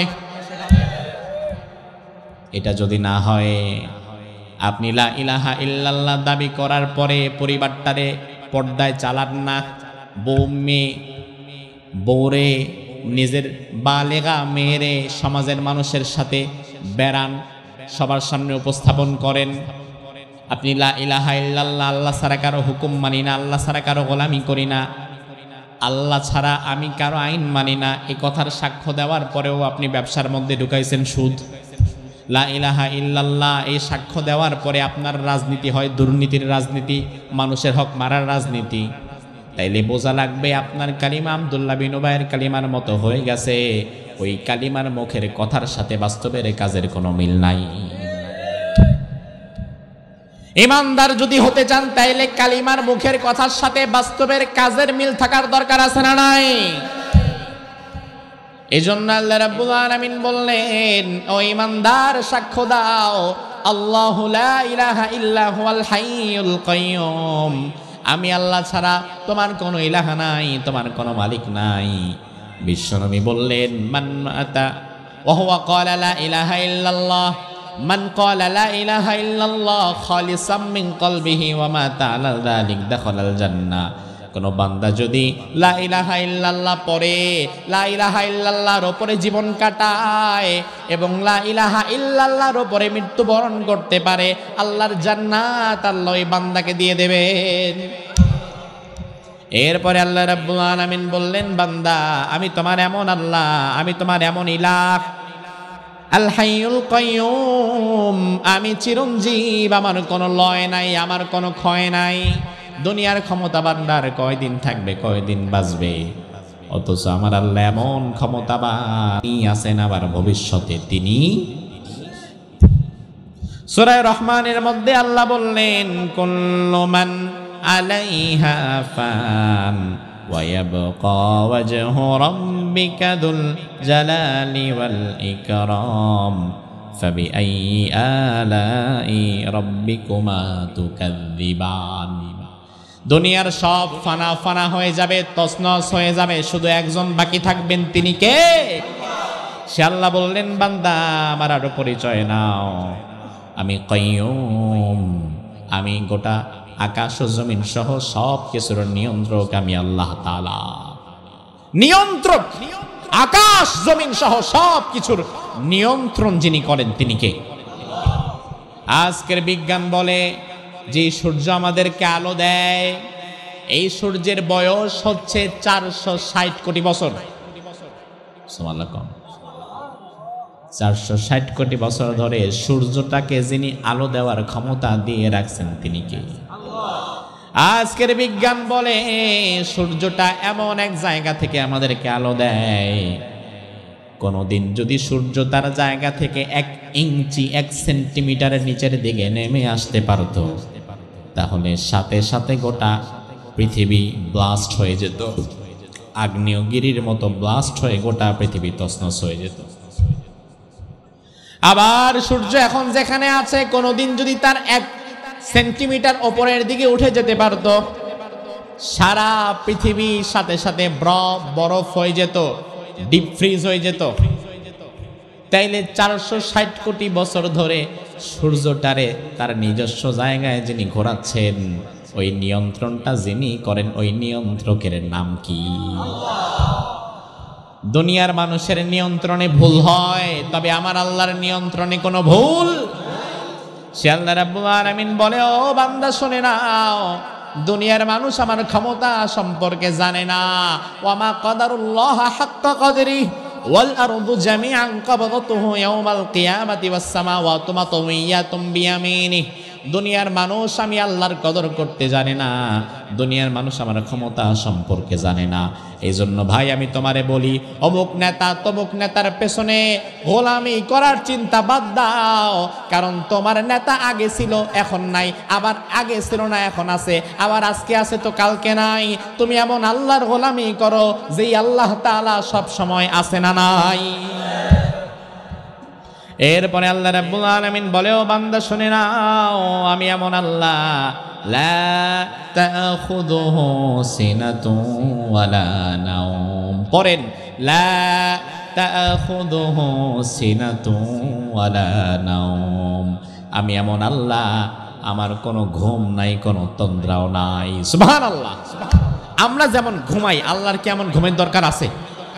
কেন নাই? তার কারণ ঘুমের দরকার তার দুর্বলতা আছে যার, যার দুর্বলতা নাই তার ঘুমেরও কোনো দরকার। আর আধা ঘন্টা 1 ঘন্টার মধ্যে যদি আপনি ঘুমান, আর আধা ঘন্টা 1 ঘন্টার মধ্যেও যদি আপনি না ঘুমান, তাইলে আস্তে আস্তে দেখবেন শরীরটা ভাল লাগতেছে না, মাথাটা ঝিম মেরে আছে, ক্লান্ত হয়ে গেছেন। আবার একটু পরে যখন ঘুমায়া যাবেন, ফজরের সময় উঠবেন, দেখবেন আবার নতুন ভাবে কাজ করার মতো এনার্জি আপনার শরীরে আল্লাহ দিয়ে দিয়েছে। তাইলে আমাদের ঘুম বেশি আসে তখন, দুর্বলতা ঘাড়ে চাপে যখন। আল্লাহর ঘুমের দরকার কি? আমার আল্লাহর তো কোনো দুর্বলতা। মুসা আলাইহিস সালাম, যদিও এর বর্ণনা সম্পর্কে অনেকে অনেক কথা বলেছেন, সাহিহ যায়িফ অনেক কথা বলেছেন। মুসা আলাইহিস সালাম একদিন আল্লাহরে বলে, আল্লাহ, আলা তানাম, আপনি ঘুমান না? আল্লাহ আপনি কেন ঘুমান না? না ঘুমায় আপনি থাকেন কেন? কারণ কাল্লামাল্লাহু মুসা তাকলিমা, মুসা সরাসরি কথা বলতে পারতো। কার সাথে? সরাসরি হটলিংক। আর সরাসরি কথা বলার ক্ষমতা থাকলে 2-1টা প্রশ্ন তো করেই। আমার ভাই মুসা আলাইহিস সালাম মিশরে তোরে সাইনা জাবালে তোর ওই পাহাড়ে দাঁড়িয়ে আল্লাহর সাথে সরাসরি কথা বলতেন। এই রমজানে আমি ফিলিস্তিনি ভাইদের জন্য কিছু কাজ করেছিলাম, মিশরে গিয়েছিলাম। বাংলাদেশের পাশেই যেমন বর্ডার ইন্ডিয়া, মিশরের বর্ডারের পাশেই হচ্ছে ফিলিস্তিন, মধ্যখানে কাঁটাতারের বেড়া। ওই মিশর সফরের সময় মুসা আলাইহিস সালাম যে পাহাড়ে দাঁড়িয়ে আল্লাহর সাথে কথা বলেছেন, এখানে আমিও গেলাম। আমি দেখলাম বিশাল পাহাড়, পুরা পাহাড়টা পাথর দিয়ে বানানো। ওই পাহাড়ে মুসা নবী দাঁড়ায় আল্লাহর সাথে কথা বলতেন। মুসা আলাইহিস সালাম বলে, আল্লাহ আপনি ঘুমান না? ঘুম লাগে না? আল্লাহ বলে, না লাগে না তো। আচ্ছা কেন লাগে না? না ঘুমায়া করেনটা কি? একটু ঘুমাইলেও তো হয়। আল্লাহ বলে, মুসা জবাবটা আজকে না কালকে নাও। ঠিক আছে, তবে আজকে এক কাজ করো, হাতের মধ্যে 2টা মাটির গ্লাস নিবা। তখন তো আর কাচের গ্লাস ছিল না, 2টা মাটির গ্লাস নাও, পানি ভরো, এরপরে দাঁড়ায় থাকবা সারা রাত। সকালবেলা গ্লাস 2টা নিয়ে আমার কাছে আসবা, জবাবটা দিয়ে দিব যে আমি ঘুমাইলে সমস্যাটা কি। মুসা আলাইহিস সালাম এমন হাতের মধ্যে 2 হাতে 2টা গ্লাস নিয়ে দাঁড়িয়ে আছে। দাঁড়িয়ে আছে তো দাঁড়িয়ে আছে, আর কতক্ষণ দাঁড়ায় থাকা যায়? দাঁড়ায় আছে, অনেকটা সময় ধরে দাঁড়িয়ে আছে। দীর্ঘ সময় দাঁড়িয়ে থাকার পরে ঝিমুনি চলে আসছে। ঘুম না, ঝিমুনি। মানুষ ঘুমের আগে যে একটু ধাক্কা দেয়, ওই ধাক্কার চোটে ব্রেক ফিল হইয়া গ্লাস গেছে নিচে পড়ে। 2 হাতের 2 গ্লাস নিচে পড়ে একেবারে পানি সুদ্দা, গ্লাস সুদ্দা শেষ। সকালবেলায় মুসা চিন্তা করে, জামু, আচ্ছা যাইতাও দেখি কি বলে। আল্লাহর সাথে কথা বলার সুযোগ থাকলে কে হাতছাড়া করে? আল্লাহ বলে, মুসা একা কেন? গ্লাস 2টা কই? বলে, আল্লাহ গ্লাসও নাই পানিও নেই। গ্লাসও নাই পানিও, ওই যে নিয়ে দাঁড়াইছিলাম, হঠাৎ করে ঝিমুনি আসাতে গ্লাস 2টা তো পড়ে গেছে, পানিও শেষ। আল্লাহ বলে, ও মুসা, 72টা গ্লাস তুমি একটা রাত ধরে রাখতে পারলা না। হালকা ঝিমুনির কারণে গ্লাসটা মাটিতে পড়ে পানি সব শেষ হয়ে গেল। গোটা আকাশ ও জমিনের কন্ট্রোলিং সিস্টেম, মনিটরিং সিস্টেম আমি আল্লাহর হাতে। আমি আল্লাহ যদি কোনোদিন ঘুমায়া যাই, তাহলে পৃথিবীটাও তো এরকম ধ্বংস হয়ে যাবে। আল্লাহু আকবার। এজন্য আমার ভাই, আমার আল্লাহ তাআলা এমন আল্লাহ, তার কোনো ঘুমের দরকার নাই। সে আল্লাহ রাব্বুল আলামিন বলছে, ও বান্দা, লাহু মা ফিস সামাওয়াতি ওয়া মা ফিল আরদ, আকাশে এবং জমিনে যা কিছু রয়েছে সব কিছু কার? জিকির করে কার? আপনি মনে করতে পারেন আমি যদি আল্লাহর জিকির না করি তাইলে আর করবে কে? আমাদের সমাজে এমন অনেক মানুষ আছে, জিজ্ঞেস করবেন, ভাই ফজর পড়ছেন? ভাই ফজর না পড়লে কি জোহর তো পড়ছি। তার মানে উনি কথার মাধ্যমে বোঝায় জোহর পইরা তো আমি উল্টায় ফেলাইছি। আমার ভাই, আপনি নামাজ না পড়লে, আপনি জিকির না করলে, আপনি আল্লাহকে ডাক না দিলে আমার আল্লাহর কোনো কিছু যায় আসে? কারণ আমার আল্লাহ বললেন, লাহু মা ফিস সামাওয়াতি ওয়া মা ফিল আরদ, আকাশে জমিনে যা আছে সব কার? এই সব কিছু জিকির করে নাকি করে না? কোরআনে আছে না নাই? আল্লাহ বললেন, তুসাব্বিহু লাহুস সামাওয়াতুস সাবউ ওয়াল আরদু ওয়া মান ফিহিন, আকাশে যা আছে, জমিনে যা আছে, যা কিছু দেখো আর যা কিছু দেখো না, সব এক আল্লাহর জিকির করে। সুবহানাল্লাহ। ওই পাখি, গাছ, মাছ, পিঁপড়া সহকারে যা দেখতে পাও আর যা দেখতে পাও না, সব আল্লাহর জিকির করে। আল্লাহ বললেন, বান্দা জিকির করে। এবার আপনি বলবেন, কই আমার পাশেই না পিঁপড়া হাঁটাহাঁটি করে, গরু ডাক দেয়, ছাগল দৌড় দেয়, কুকুর দৌড় দেয়, বিড়াল চলে যায়, পাখি চলে যায়, পাখির কিচির মিচির, কুকুরের ঘেউ ঘেউ ডাক শুনি, জিকির তো শুনলাম না। আমার আল্লাহ বলে, বান্দা ওয়ালাকিল্লা তাফকাহুনা তাসবিহাহুম, জিকির করে ঠিক, তবে ওই জিকির বোঝার মতো ক্ষমতা তোমার কানের আমি আল্লাহ দেই নাই। তোমার কানের জিকির বোঝার ক্ষমতা নাই। পশু পাখির জিকির বোঝার ক্ষমতা থাকবে কেমনে? ঢাকার মানুষ জীবনে কোনোদিন চট্টগ্রামে আসে নাই। জীবনের প্রথম যদি এমন ব্যক্তির চট্টগ্রাম সিটি গেটের পরে ছাইরা দেন, মানুষের আঞ্চলিক ভাষা শুই না, ওই বেটা নিজেই নাই। কথা কি ঠিক কিনা? আপনারা ভোলার মানুষ, এখানে অনেকে ব্যবসা করেন, জীবনে প্রথম যেদিন চট্টগ্রামে আসছিলেন ওই দিন কি চট্টগ্রামের সব ভাষা বুঝতেন? কয় কি রে এগুলা, উর্দু না ফার্সি? আর এত দ্রুত কেমনে কয়? বদ্দাগাম আসেননি। আর কক্সবাজারের ভাষা তো আরো দ্রুত, যত ভেতরের দিকে ঢুকছে তত স্পিড বাড়াই দিছে। আরে আল্লাহ, কি কথা! কথা শুনলেই মনে হয় মার দিবে, কথার মধ্যে রসকস নাই। আমার ভাই লক্ষ্য করেন,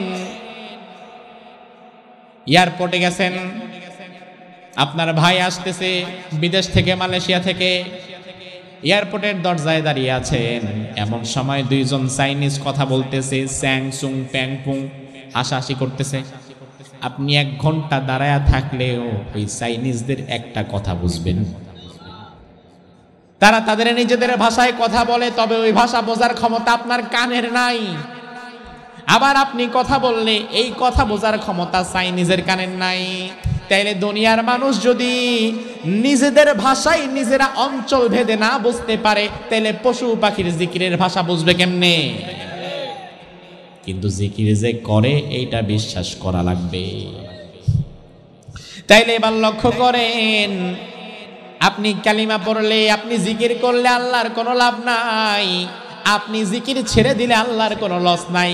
কারণ এই চট্টগ্রামে মানুষ আছে কয় কোটি, আর জমিনে নিচে পিপিলিকা আছে কত হাজার কোটি। জিকির তো সবাই করে, শুধু আপনি একা না। সে আল্লাহ বলছেন, বান্দা আমি তোমার এমন আল্লাহ, লাহু মা ফিস সামাওয়াতি ওয়া মা ফিল আরদ, আকাশ এবং জমিনের সব কিছু আমার। মান যাল্লাযী ইয়াশফাউ ইনদাহু ইল্লা বিইذনি, কে আছে এমন যে আমি আল্লাহর অনুমতি ছাড়া তোমার জন্য সুপারিশ করবে? আয়াতুল কুরসির খুব ইম্পর্টেন্ট অংশ এটা। আল্লাহ বলছেন, মান যাল্লাযী ইয়াশফাউ ইনদাহু ইল্লা বিইذনি, কে আছে এমন যে আমি আল্লাহর অনুমতি ছাড়া তোমার জন্য সুপারিশ করবে? বাংলাদেশে এমন অনেক মানুষ আছে, নির্দিষ্ট একটা পীরের মুরিদ হইয়া পীরের হাতে বায়াত নিয়া নামাজ নাই, রোজা নাই, জান্নাতে যাওয়ার স্বপ্ন দেখে, এমন মুরিদও আছে না নাই? নামাজ পড়ে না, রোজাও রাখে না, সৎ পথে চলে না, হালাল উপার্জন করে না, কিন্তু পীরের মুরিদ, একেবারে খাস মুরিদ, কারণ তার পীর তারে বোঝায় দিছে নামাজ রোজার দরকার নাই, বছরে বছরে আসবি, ওরুসে গরু দিবি, ছাগল দিবি, পয়সা পাতি দিবি, আর কিয়ামতের দিন সুপারিশ কইরা তোর জান্নাতে নেওয়ার ব্যবস্থাটা আমি করে দেব। আচ্ছা, ভালো করে জবাব দিবেন। মুরিদকে জান্নাতে নেওয়ার লোভ দেখায় আর মুরিদের কাছ থেকে মাল পানি হাতায় এমন ভণ্ড পীর আমাদের দেশে আছে না নাই? চট্টগ্রামে আছে না নাই? কিসের পীর তোমার জন্য সুপারিশ করবে মিয়া? আয়াতুল কুরসির মধ্যে আল্লাহ বললেন, মান যাল্লাযী ইয়াশফাউ ইনদাহু ইল্লা বিইذনিহি, কে আছে এমন যে আমি আল্লাহর হুকুম ব্যতীত তোমার জন্য সুপারিশ করবে? আল্লাহর হুকুম ব্যতীত কেউ সুপারিশ করতে পারবে না। আল্লাহ তাআলা আরেক আয়াতের মধ্যে বললেন, কুল লিল্লাহি শাফাআতু জামিয়া, শাফাতের একমাত্র মালিকানা কার? ও ভাই আমার, হাদিসের মধ্যে আছে নবীরা সুপারিশ করবে, সাহাবায়ে কেরাম করবে, আম্বিয়ায়ে কেরাম করবে, সলিহিনরা করবে, হাফেজে কোরআনরা করবে, শহীদেরা সুপারিশ করবে, এমন হাদিস আছে না নাই? হ্যাঁ, হাদিসগুলো সত্য। তবে সুপারিশ করতে পারবে শুধু তার জন্য আল্লাহ তাআলার গ্রিন সিগন্যাল আসবে যার জন্য। এইটা না বুঝা ভণ্ড পীরের কাছে দৌড়ায় লাভ নাই। কারণ আল্লাহ তাআলার আরেক আয়াতের মধ্যে বললেন, যতগুলো কথা বলছি প্রত্যেকটা কথার সাথে কোরআনের আয়াত বলতেছি, মিলায় নেবেন। আল্লাহ তাআলা আরেক আয়াতের মধ্যে বললেন, ইয়াউমা ইযিল লা তানফাউশ শাফাআহ ইল্লা মান আযিনা লাহুর রহমান ওয়া রাদিয়া লাহু কওলা। ওই দিন কেউ সুপারিশ করতে পারবে না আমি আল্লাহর অনুমতি ব্যতীত। তার মানে নবীদের কেউ সুপারিশ করার জন্য অনুমতি লাগবে কার? এরপরে আল্লাহ বললেন, ওয়া রাদিয়া লাহু কওলা, যার জন্য খুশি তার জন্য সুপারিশ করতে পারবে না, বরং আমি আল্লাহ আমার যেই বান্দার উপরে সন্তুষ্ট থাকব, আমি গ্রিন সিগন্যাল দিলে শুধুমাত্র তার জন্যই সুপারিশ করা যাবে। এইটা যদি না থাকতো তাইলে কিন্তু বিশ্বনবীর সুপারিশটা নিজের চাচা আবু তালেবের জন্য আগে করত। কিন্তু আল্লাহ আগেই বলে দিলেন, আমি আল্লাহ যার উপর সন্তুষ্ট থেকে গ্রিন সিগন্যাল দিব, ওয়া রাদিয়া লাহু কওলা, আমি আল্লাহ যার প্রতি রাজিয়া মানে রাজি থাকব, আমি আল্লাহ তাআলা গ্রিন সিগন্যাল দিলে সুপারিশটা তার জন্য হবে। আল্লাহর হাবিব হাদিসের মধ্যে বললেন, শাফাআতি লিআহলিল কাবাইরি মিন উম্মতি, আমার উম্মতের মধ্যে যারা কবিরা গুনাহ করেছে ওই কবিরা গুনাহগার উম্মতের জন্য আমি নবী সুপারিশ করব। আমার ভাই, কবিরা গুনাহ আমল নামার মধ্যে নাই। এখন যে হাজার হাজার মানুষ আমরা চতুর্পাশে, এই মানুষদের মধ্যে এমন একজন হাত তুলে দেখাতে পারবেন না যে মানুষটা হাত তুলে দাঁড়ায় বলতে পারবে আমার আমল নামায় একটা কবিরা গুনাহ নাই। এমন আছে? এমন আল্লাহর ওলি আছেন? নাই। বিশ্বনবী এজন্যই বললেন, কবিরা গুনাহ থাকলেও আমি সুপারিশ করব, আমি নবী সুপারিশ করতে পারবো। আল্লাহর হাবিব আরেক হাদিসের মধ্যে বললেন, আতানি আতিম মিন ইনদি রাব্বি ফাখায়্যারানি বাইনা আন ইউদখিলা নিসফা উম্মতি আল জান্নাহ ওয়া বাইনাশ শাফাআহ ফাখতারতুশ শাফাআহ ওয়া হিয়া লিমান মাতা লা ইউশরিকু বিল্লাহি শাইআ। বিশ্বনবী বললেন, হঠাৎ একদিন দেখলাম আল্লাহর পক্ষ থেকে একজন ফেরেশতা আসলো আমার কাছে। ফেরেশতা কিন্তু নিজের মন মতো আসতে পারে না, ফেরেশতা আসে কার ইশারায়? কার ইশারায়? এমন না যে ভালো লাগতেছে না নবীর সাথে একটু গল্প করে আসি, না, বরং আল্লাহ তাআলা হুকুম দিলে ফেরেশতা আসে। ফেরেশতা আসলো, এসে বিশ্বনবীকে বলল, ইয়া রাসূলুল্লাহ, আল্লাহ তাআলা দুইটা অফার আপনাকে করেছেন। কয়টা অফার? কয়টা? তবে দুইটার দুইটাই গ্রহণ করা যাবে না, যে কোনো একটা নেওয়া লাগবে, একটা নিলে আরেকটা বাদ। এক নাম্বার হচ্ছে আল্লাহ তাআলা অফার করেছেন, কিয়ামত পর্যন্ত জমিনে আপনার যত হাজার হাজার কোটি উম্মত হবে, আপনি নবীর সম্মানে আপনার উম্মত হওয়ার কারণে বিনা হিসাবে আপনার উম্মতের অর্ধেক সংখ্যাকে আল্লাহ জান্নাত দিয়ে দিবেন। আরো জোরে কোন? অফারটা ভালো না খারাপ? কিন্তু যারা বুদ্ধিমান মানুষ তারা প্রথম অফারটা পায়াই নেয় না, বরং অপেক্ষা করে দেখি পরেরটা কি। আল্লাহর হাবিব বলেন, অফারটা তো সুন্দর, কারণ কিয়ামত পর্যন্ত কত হাজার হাজার হাজার কোটি উম্মত হবে আল্লাহ না ভালো জানে। এর মধ্যে যদি অর্ধেক উম্মত বিনা হিসাবে জান্নাতে চলে যায়, খারাপ কি? বিশ্বনবী বললেন, আচ্ছা পরের অফারটা কি বলো? ওই ফেরেশতা বললেন, পরের অফার হচ্ছে শাফাআত। অর্ধেক উম্মতরে আল্লাহ জান্নাত দিবে না, বরং হিসাব কিতাব দিয়ে তারপরে জান্নাতে যাওয়া লাগবে। তবে হ্যাঁ, আপনাকে বিশেষ একটা পাওয়ার আল্লাহ দিবেন, ওটা হচ্ছে সুপারিশ। ওই সুপারিশ করে করে আপনি আপনার মতো জান্নাতে নিতে পারবেন। আল্লাহর হাবিব বললেন, ফাখতারতুস শাফাআহ, আমি দ্বিতীয় অপশন সুপারিশ করাটাকে প্রাধান্য দিলাম, কারণ আমি নবীর বিশ্বাস অর্ধেক উম্মতরে জান্নাতে দেওয়ার চাইতে সুপারিশের ক্ষমতা যদি আল্লাহ আমারে দেয়, তাইলে আমি আরো বেশি জান্নাতে নিব। এবার আমার ভাই, আলোচনার শেষ প্রান্তে চলে আসছি। আমি প্রায় আপনাদের কাছে জবাব চাই। রাসূলের সুপারিশ, রাসূলের শাফাআত আপনাদের দরকার আছে না নাই? এখানে এমন একজন মানুষ থাকলে দাঁড়ান যে বলতে পারবে রাসূলের সুপারিশ আমার দরকার নাই, আমি আমার নিজের আমলে জান্নাতে যাব? একজনও আছে? যত বড় হুজুর হোক, হাজি হোক আর গাজী হোক, যেই হোক না কেন, রাসূলের সুপারিশ ছাড়া আমরা জান্নাতে যাওয়ার আশা করতে। বিশ্বনবীর সুপারিশ আমাদের দরকার। তবে আল্লাহর হাবিব হাদিসের শেষে বললেন, ফাখতারতুস শাফাআহ, আমি সুপারিশটা গ্রহণ করলাম। ওয়াহিয়া লিমান মাতা লা ইউশরিক বিল্লাহি শাইআ, তবে আমি কেবলমাত্র আমার ওই উম্মতের জন্যই সুপারিশ করব, আমার যেই উম্মতেরা জীবনে কোনোদিন শিরিক করে নাই। এখন আপনি যদি নিজের শিরিকের গুনাহে গুনাহগার হন, তাইলে গাছে কাঁঠাল গোফে তেল, সুপারিশের আশা করে লাভ নাই, কারণ নবী নিজেই বলে গেছে তোমার জন্য নবী সুপারিশ করবে না। আমার ভাই, এখন আমাদের সমাজে শিরিকের রমরমা ব্যবসা চলছে, কারণ ভণ্ড পীরের মাজার আছে যেখানে শিরিক আছে। চট্টগ্রামের মানুষের ঈমান কেড়ে নেওয়া খুব সহজ, কারণ এই দেশের মানুষ, এই অঞ্চলের মানুষ স্বাভাবিকত ঈমানের প্রতি, ইসলামের প্রতি তাদের ভালোবাসা বেশি। ইসলামের প্রতি চট্টগ্রামের মানুষের আবেগ বেশি, বিবেক কম। আবেগ কাজে লাগে, বিবেক কাজে লাগে না। আমার ভাই, এই জন্য দেখা যায় 25 বছর বয়সে বিয়ে করেছে।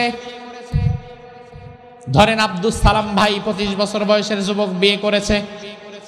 বিয়ের পরে সন্তানাদি হয় না, 2-4-5 বছর চলে যায়। মসজিদে আসে, নামাজ পড়ে, সেজদা দেয়, দোয়া করে, হুজুরের কাছেও দোয়া চায়। 5-7-10 বছর যখন হয়ে যায় সংসার জীবনের, 10 বছরেও যদি আল্লাহ তাকে সন্তান না দেয়, 10 বছর পরে আর মসজিদে আগের মতো নামাজেও যায় না, আল্লাহর কাছে সেজদাও দেয় না, আল্লাহর কাছে সন্তানও চায় না। 10 বছর পরে আরেক বন্ধুর কুপরামর্শ শুনে মাজারের কাছে গিয়া মান্নত কইরা এরপরে মাজারওয়ালার কাছে সন্তান চায়। মাজারের কাছে গিয়ে সন্তান চায় এমন মানুষ আছে না নাই? মাজারের কাছে গিয়ে বলে, বাবা আমার মনের আশা পূরণ করে দাও, এই দাও সেই দাও, অথচ মাজারে যে শুয়ে আছে সে জীবিত না মৃত? ওই মাজারওয়ালা তোমারে কেমনে দিবে ভাই? ওই মাজারওয়ালার নিজেরই তো নিজের কিছু দেওয়ার ক্ষমতা নাই। এর উপরে আমার ভাই আরেক কথা হচ্ছে, সন্তান দেওয়ার মালিক কে? শাহজালাল নাকি আল্লাহ?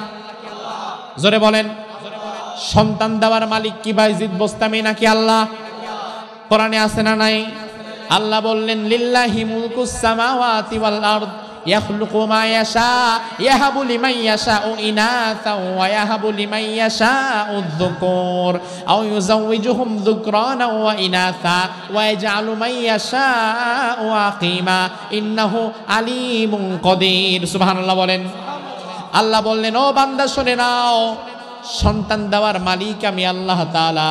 আমি আল্লাহ যারে চাই তারে পুত্র দেই, আবার যারে চাই তারে কন্যা দেই, যারে চাই তারে পুত্রও দেই, কন্যাও দেই, আবার যারে চাই না তারে ছেলেও দেই না, মেয়েও দেই না, কন্যাও দেই না, পুত্রও দেই না, কিছুই দেই না।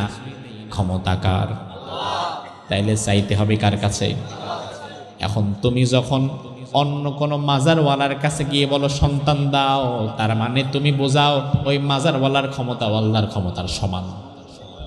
আর সাথে সাথে এটাই হয়ে যায় শিরিক। আর এমন একটা শিরিক যদি জীবনে করতে পারো, বিশ্বনবী বললেন ওই ব্যক্তির জন্য আমি নবী সুপারিশ করব না। ও মুসলমান সাবধান, শিরিক করে ঈমান হারাবা না। এবার আপনি বলবেন হুজুর আল্লাহ বাঁচাইছে, আমার পোলা মাইয়ার অভাব নাই, মাজারে আমার যাওয়া লাগে না। মাজারে যাওয়া লাগে না, এমনি পোলা মাইয়া অনেক। তবে ভাই, বাংলাদেশের মানুষ ঈমান হারায় এক একজন এক এক ঘাটে। সবাই এক জায়গায় ঈমান হারায় না।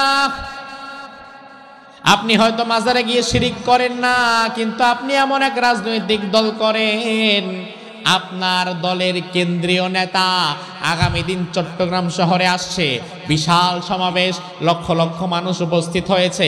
যেহেতু আপনার দলের নেতা কর্মী হিসাবে আপনারও তো দায়িত্ব আছে, আপনিও সেই সমাবেশে গেছেন। আপনার নেতা ঢাকা থেকে আসছে, মাইকগুলা সামনে নিয়ে বক্তব্য দিচ্ছে, ভাইরা আমার, আমাদের সাথে থাকা লাগবে, দেশের জন্য কাজ করা লাগবে, জনগণ যদি আমাদের সাথে থাকতে পারে তাহলে সরকার আমরা গঠন করব, তার কারণ জনগণ সকল ক্ষমতার উৎস। পুরা কথা শুনে আপনি হাততালি দিলেন, সাব্বাস, একের বক্তব্য দিছে, আপনি বুঝে শুনে হাততালি দিছেন। তো ভাই, আপনার নেতা যে কথাগুলো বলল সব কথার সাথে দ্বিমত করছি না। আপনার নেতা বলল দেশের জন্য কাজ করা লাগবে, সমস্যা নাই। আপনার নেতা বলল জনগণকে সাথে রাখতে হবে, তাও সমস্যা নাই। এতে সরকার আমরা গঠন করব, তাও সমস্যা নাই। কিন্তু আপনার কথা, আপনার নেতা যে শেষমেশ বলে গেল বক্তৃতার শেষে জনগণ সকল ক্ষমতার উৎস, এই কথার সাথে আমার আপত্তি। তার কারণ কোরআনে তো আল্লাহ তাআলা ভিন্ন কথা বলে। কোরআনে আল্লাহ রাব্বুল আলামিন বলেন আন্নাল কুওয়াতা লিল্লাহি জামিআ, সমুদয় ক্ষমতার মালিক একজন, তিনি কে? আবার সূরা মুলকের শুরুতে আল্লাহ বললেন তাবারাকাল্লাযী বিয়াদিহিল মুলকু ওয়া হুয়া আলা কুল্লি শাইইন কাদির। সুমহান সেই আল্লাহ যার হাতে সকল ক্ষমতা। তাইলে সকল ক্ষমতার উৎস কি জনগণ নাকি আল্লাহ? ও মুসলমান, জবাব দাও, সকল ক্ষমতার উৎস কি জনগণ নাকি আল্লাহ? তাইলে মাজারওয়ালা মাজারের সন্তান চায়া, ওই মাজারওয়ালা সন্তান চেয়ে যেমন শিরিক করে, তোমার নেতা যখন বলে ক্ষমতার উৎস জনগণ, জনগণরে আল্লাহর সমকক্ষ বানায়া তোমার নেতাও কিন্তু শিরিক করে। ওই মাজারওয়ালা মাজারে শিরিক করলে যেমন ঈমান হারা, তোমার নেতার এই বক্তব্যের দ্বারা সেও ঈমান হারা, আর যেই কর্মী হাততালি দেয় ওই কর্মীরও ঈমান হারা। কারণ নেতার সব বক্তব্যে লাভ দিও না, তোমার দল 2 দিন পরে তোমারে চিনবে না। তোমার ক্ষমতা না থাকলে তোমার দুনিয়ার মানুষ গুনবে না। আজকে মরে যাও, আমি কথা দিয়ে গেলাম, বিশ্বাস করো, আজকে রাতের এখন বাজে 11:42, তুমি মরে যাও, আগামী রাত 11:42 পর্যন্ত জমিনের উপরে তোমার লাশটা মানুষ রাখবেও না। ওই কবরে তোমার ক্ষমতা যাবে না, তোমার টাকা পয়সা যাবে না, তোমার নেতা যাবে না, তোমার দল যাবে না, কবরে যাবে ঈমান। এই জন্য যে ঈমানটা কবরে যাবে এই ঈমানটা ভাঙো না, যে ঈমানটা কবরে যাবে ঈমানটা নষ্ট করো না। এই ঈমানটা যদি নষ্ট হয়ে যায় তাইলে আখিরাতে কোনোদিন পার পাবা না।